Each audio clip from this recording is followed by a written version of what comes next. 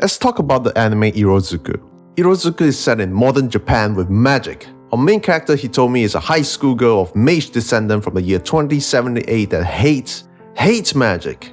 On a festive day where everything is filled with colorful and bright decorations for the festival, for unknown reasons from her past, Hitomi however only sees black and white. Hitomi's grandmother, Kohaku, shows up to their meetup with an intricate-looking device and uses it to cast a chronomancy spell to send the unwilling Hitomi back 60 years into the past to when they're of the same age.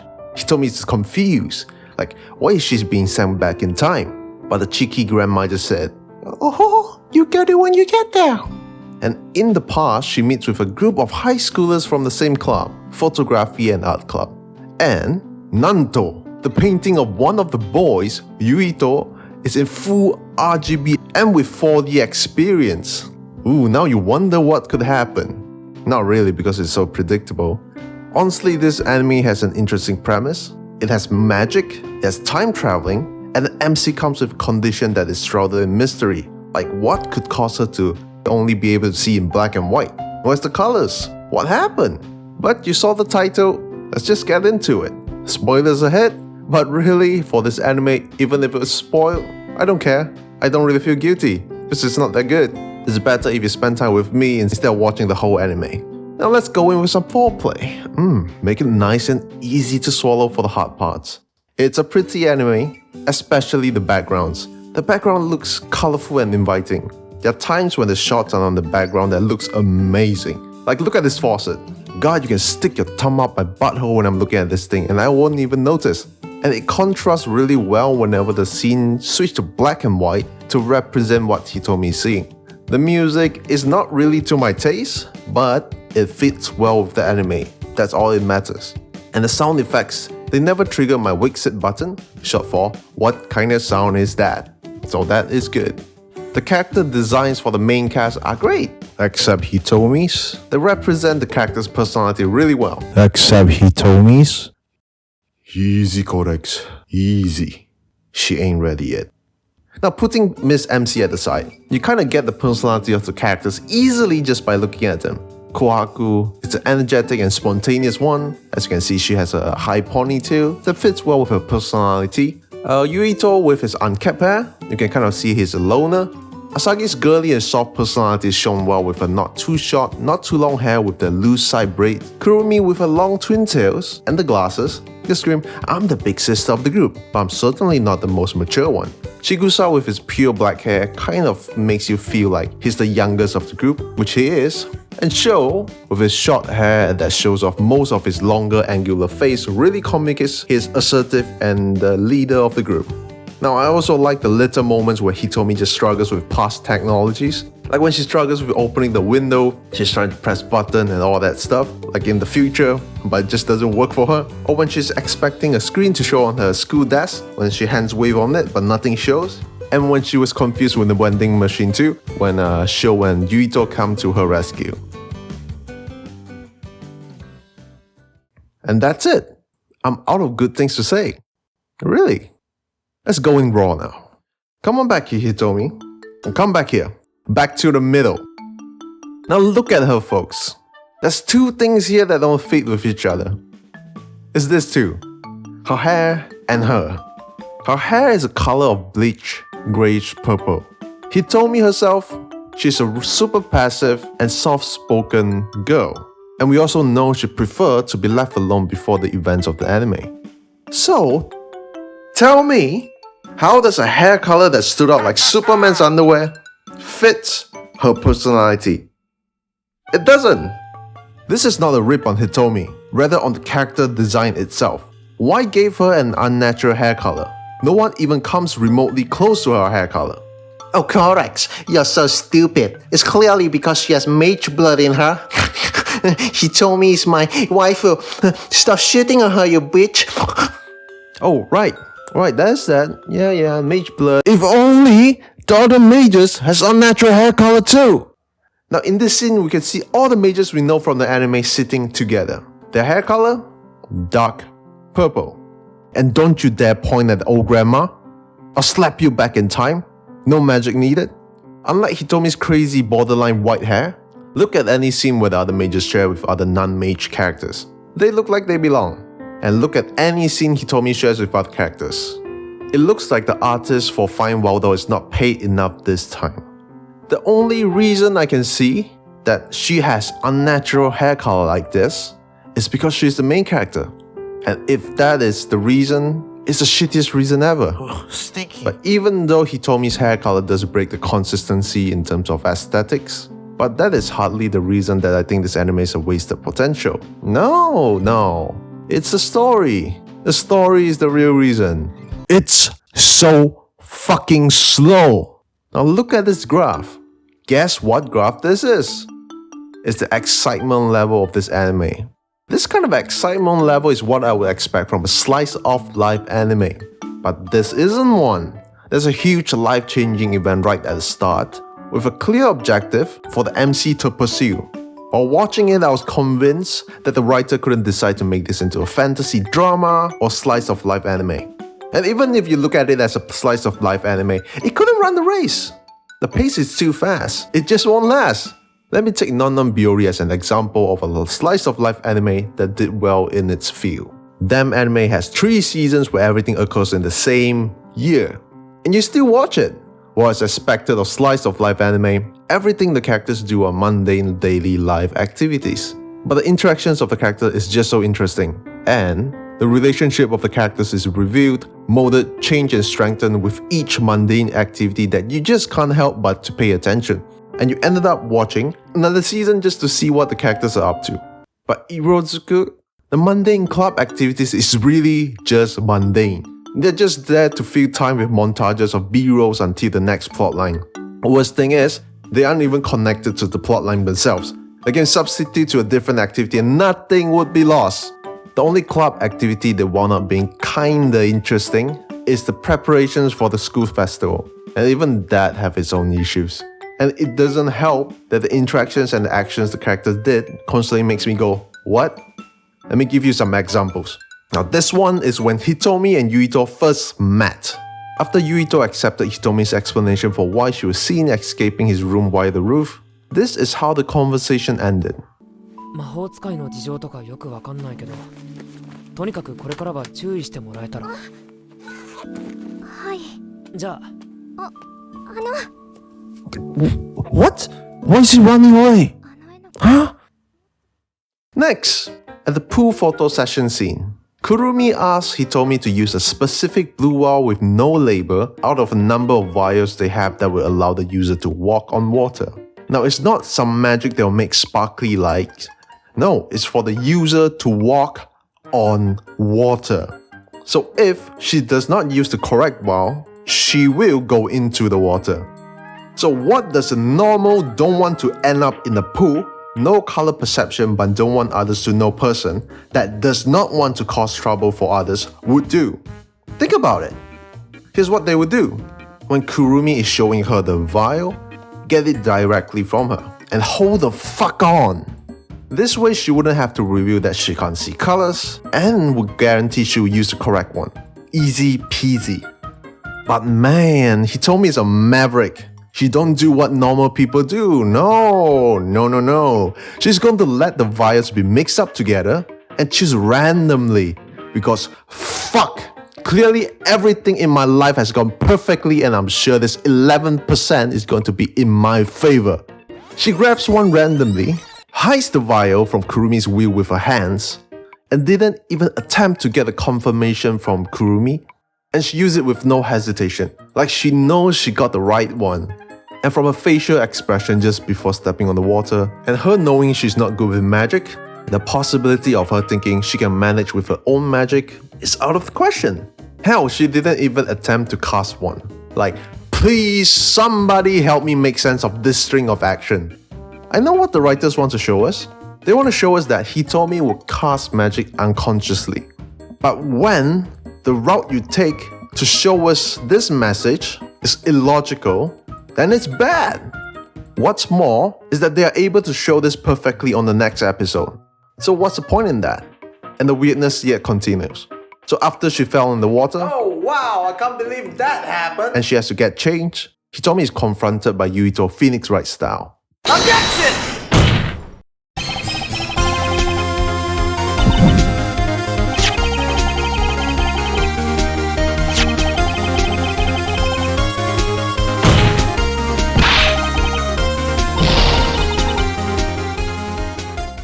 So she ended up confessing and saying that she kept the fact that she can see colors hidden from others because she's, for one, scared, which is understandable. Of course, I would never tell anyone that I have 3 balls, but this is irrelevant as soon as she said that. By not telling anyone about her condition, it will be easier for everyone.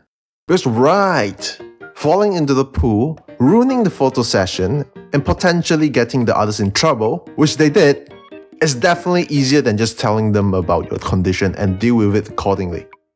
And out of nowhere, she changed the subject to how much joy Yuito's painting brought her. Like, how do you go from confessing your condition and asking Yuito to hold a secret to that? My ears genuinely feels violated. I feel like someone's trying really hard to bend this into a shared moment between Hitomi and Yuito. And then she ran away after finishing her speech. Why am I still surprised? That's how normal people in this world end conversations. Just run away as soon as you finish what you want to say. And then, the next day at school, she runs away from Kurumi when she's greeting her. And in class, when Asagi and her eyes met, she averted her gaze from her. Now, this could lead to something interesting. It could. Knowing her character, she probably feels guilty about causing a trouble to them and intentionally tries to isolate herself from them.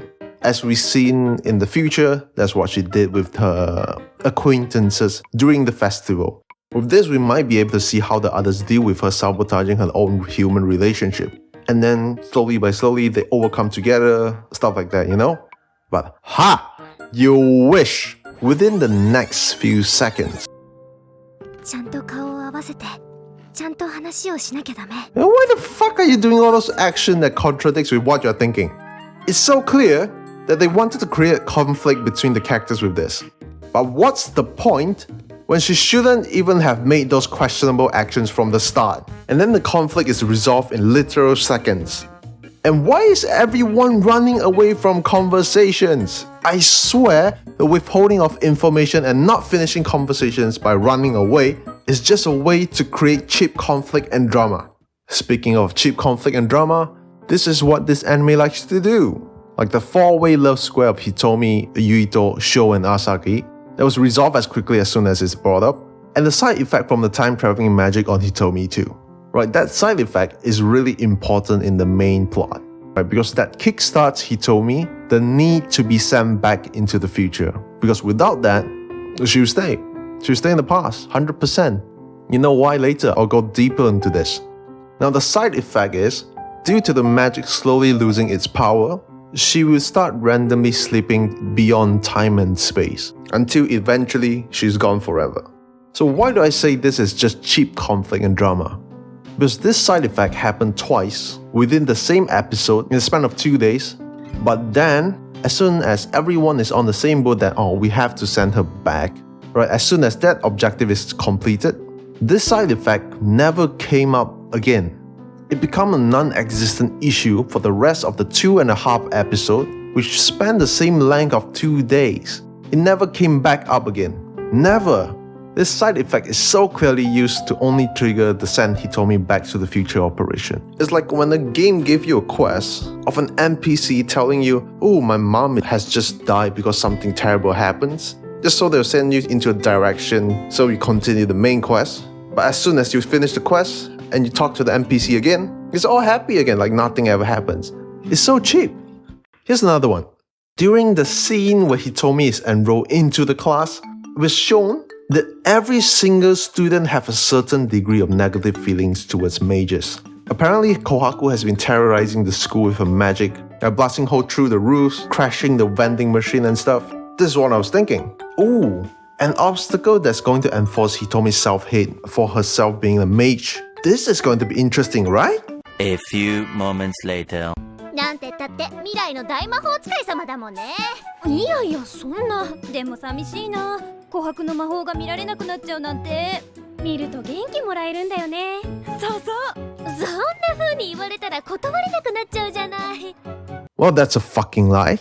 Like everything I said just now, they're all in the first 3 episodes, with a little bit of the 4th. That's what, a third of the whole season? Now, I was going through the whole anime again just to point out the situation that supports my points, but right at episode 4, I just stopped because I realized I really don't want to watch every episode of this anime again. Now, the magic in the anime too, It turned out to be mostly for flavors as well. They could have done so much more with the magic in this anime. So other than the time traveling magic and the going into the art magic that really contributes to the main plot, all the others are just flavor text. They're just to make the screen prettier. The magic is also used capriciously, able to do anything the writer wants. Best example is at the ending. For some reason, magic can do this. It's straight after Hitomi is sent back to the future. The 77-year-old Kohaku from the future can somehow send a message through the phone back to the past Kohaku to confirm that Hitomi is safely sent back to the future. What? Makes no sense. She used a magic to send a message through a technological item back to the past.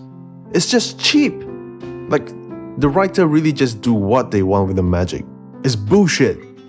Now let's talk about Hitomi as a main character. She's not interesting. With all the materials given to her, she was sent back in time unwillingly, not knowing why her grandmother sent her, and finally, she saw something that she could see colors on again. The thing that she cannot see for her more than half her life. She's 17, by the way. With all this material, she however wound up becoming a character that's just there for the ride with no agency. So not actively looking for a way back herself is understandable, since it doesn't seem like she likes her life in the future. And up until the end, no one knows there's a side effect to time magic. So, understandable. But not actively seeking out the other two is a sin. We know that she always wondered why she was sent to the past, since from the first episode all the way to the second last episode, which is the 12th, the 12th, she's still expressing the urge to know the reason why she's sent back in time. The problem is, she never actively seeks out the reason. Not once. The same goes with Yuito's painting too. Like, let's be honest. As soon as we saw at the end of the first episode, we know that to get back a sense of color through Yuito's painting is going to be why she's sent back in time. Like, really, there's no question. But, what did the Maverick do? She... This is so fucking stupid. Whenever Yuito shows her his painting, all she did was look at it, do some anime eye-watery shit, say something generic as fuck, like, it's pretty.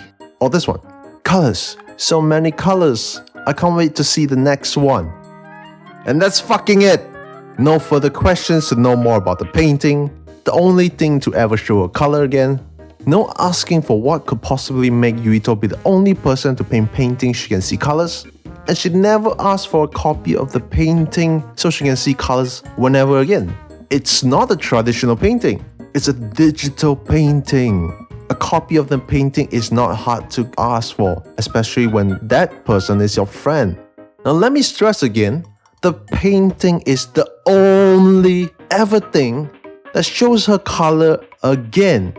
And you expect the viewers to believe that she really cares about seeing color again? Fuck off. The only ever time that some effort is even put into this is when Kohaku, not Hitomi, initiates some experiments to try to figure out what could lead to this phenomenon. By the way, that ended up leading nowhere. It's just used as an excuse for them to have those cliche moments of embarrassment between the main character and the love interest, and to forestart the subplot of Sho asking Hitomi out. Now I really know the reason why Hitomi has unnatural hair color. It's because she's so fucking boring that without it, we would have mistaken her for a fucking side character. It's like she's screaming, "Oh, look at my hair! I'm interesting, I swear!" And there's this romance aspect in this anime. Like, why even have it? The two main characters really don't have chemistry. Not once was I convinced they have feeling for each other.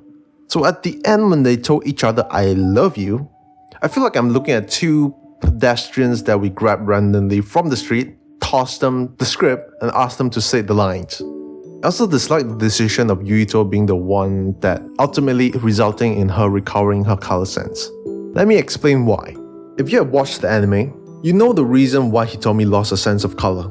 This is because she unconsciously casts a spell on herself that prevents her from seeing color again. This is due to the fact that she blames herself and her magic for causing her mom, who is not gifted in magic, to run away from her, and ultimately she distanced herself from the people around her. So, Are you going to tell me she overcame her trauma from her mom running away by simply experiencing love from a guy? You guys smell that? I smell bullshit. By the way, after stopping practicing magic for like 10 plus years, she started practicing magic again because Yuito, a guy she met only a few minutes for 4 times, says he would like to see her do magic again. Right. Cause this totally cancels out the trauma a child experienced from their parents teaching them. Bullshit. This annoys me to no end because it also renders the other friends' involvement irrelevant. Except the one scene that she gains temporary color sense back from Kohaku telling her that it's happiness she's feeling now. At no point in the whole anime has Hitomi ever gotten her sense of color back from being with her friends. It's always been Yuito, his painting, his promise to paint again, and him doing his last minute big speech that gives her her color sense back. Also in that scene, why are the fireworks the only things in color while everything else is still in black and white? It makes no sense. Because when Yuito is telling her, oh, I will paint again, right? Let's just assume she feels happiness at that time. A weak reason, but sure, let's go with that. But during that time, she gains all her color sense back. She can see everything. The tram, the fish, the buildings, the people, the streets, the lights. Everything is in color again. So why, in that other scenario, the only thing in color is fireworks and everything else is still black and white? Why? And the finishing blow to her friends is when she states in her mind that the real reason she does not want to return to the future is because of Yuito. That's it. Like what happens to the friends? Fuck them, right?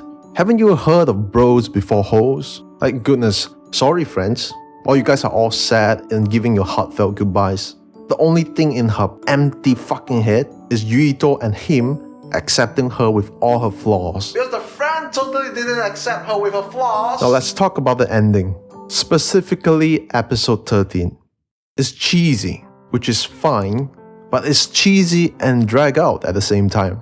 It's so much talking. Yep. Like talking in the past, talking in a different dimension, more talking in the future, and all filled with buzzwords like sad, happiness, feeling, hard. It's trying really hard to make it feel magical and special, but it's all just meaningless noises. Trying to serve me rotten beef with a whole kitchen worth of seasoning is not going to make me think it's a good steak. The anime also didn't give the viewer a really good closing as well. So after all the time we have spent with the characters, the only person Hitomi technically meet again in the future is Kohaku. I guess if you really want to, you can count Yuito when Hitomi's visited his grave. But what about the others? Most likely they're still alive. It's only 60 years in the future. Kohaku is still alive and well. People living to 80 something, 70 something, it's common right now. Because the technology in medical is getting better and better, that's why the human average lifespan is just growing and growing. So most of them are definitely still alive. So why not give us a scene out of all the others that you stuff in, where they meet and hang out again?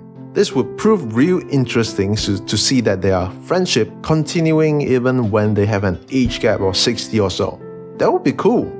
I do agree with the decision to have Yuito pass away by 2078 though, because it would definitely be a pain to show two people in love that's of age 78 and 17. Because think of all the drama and controversy online.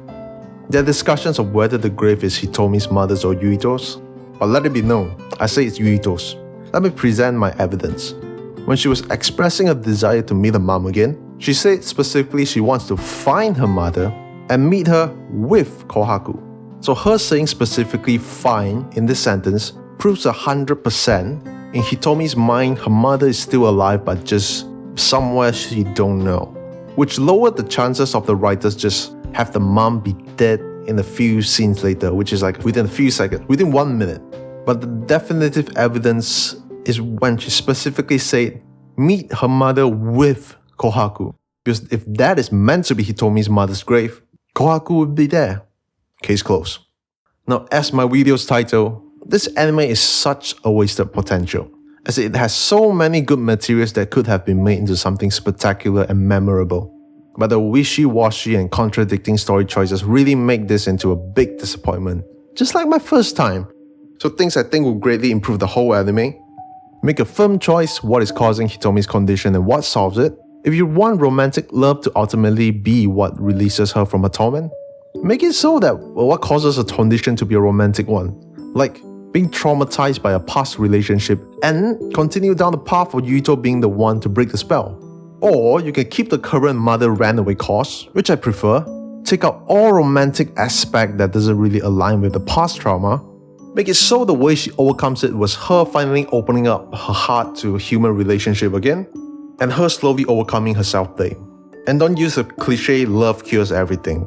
Tell that to the real people who have to deal with partners with past trauma. Tell them, don't worry, I'll be there to pick up your dead body. And what's more, don't try to include slice of life elements and diverting too much attention to the supporting characters. When there's magic, a big time traveling plot point, and a main character with an obvious unresolved issues with her past, slice of life is just out of the question.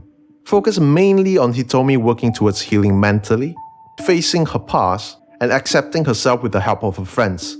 Make magic a bigger part of the story. It started out really well with the time traveling magic that involved a different dimension with a mysterious creature that drove a bus that specifically transport people through time. That's interesting, but sadly that goes nowhere as well. Like, really go in depth with magic. Make Hitomi the one learn how magics work and the intricate reasons for her condition. Just by doing that, you give her some much needed character development as she slowly accepts she is of mage descendant. Nothing would change that. She has to accept it and learn to live and thrive with it, and not just blame everything on magic every time something bad happens, because that gets annoying really quick. If you watch the anime, you know what I'm saying. Every time something goes bad, she runs away, isolates herself, and starts saying this phrase, "I hate magic. That's why I hate magic." It's really annoying. She just looks like a whiny bitch. Like, really deal with it instead of the, "Ew, cute boy says he wants to see me do magic again. It makes me so wet. I'll start practicing magic again straight away." Because in the anime, the person that really gets to understand what causes Hitomi's condition, why there's a side effect in the time magic, it's all Kohaku. It would make her into a character who finally has some agency, and the audience would finally have a reason to really care about her and her journey. Because right now, she can get lost beyond time and space for all I care. Final words? This anime is 5 out of 10. It's average. The premise started out really well, but it was ultimately wasted from the wishy-washy story decision, and the cause for the main obstacle in this anime does not align with the way it was resolved. You never catch me recommending this to anyone. Not while there's a buttload of other better animes out there to watch. If you're really craving for an anime with a female lead that overcomes a traumatic past, I recommend Violet Evergarden. While some of the episodes in the middle of Violet Evergarden is not as impactful as the start and the end of the anime, the whole story is way more interesting and well done compared to Irozuku. And you can really see the main character slowly realizing all the trauma she had, and eventually comes out on top to become a better person. And it just trumps in every aspect against Irozuku. The world setting, the story, the sound design, the characters, the music, even in terms of graphically, where Irozuku did kind of well, Violet Evergarden did it way better. So seriously, just drop Irozuku. It's not worth it.